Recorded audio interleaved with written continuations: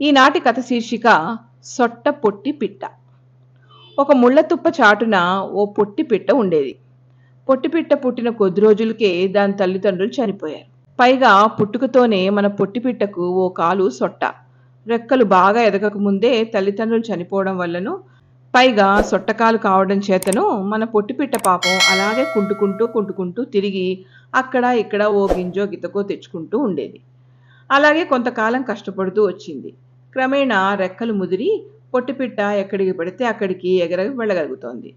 ఒక రోజున అలా ఎగురుతూ మన పొట్టిపిట్ట ఓ చెరువు దగ్గరికి వచ్చి చెరువులో ఎగురుతున్న చేపల్ని చూస్తూ నుంచుంది. మన పొట్టిపిట్టకు ఓ కాలు మాత్రం సొట్ట అన్న మాటే గాని దానంత అందమైన పిట్ట ఆ చుట్టుపక్కల లేదు.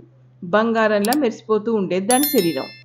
అలాంటి పిట్టని చెరువు అంతకు ముందెప్పుడూ చూసి ఉండలేదు.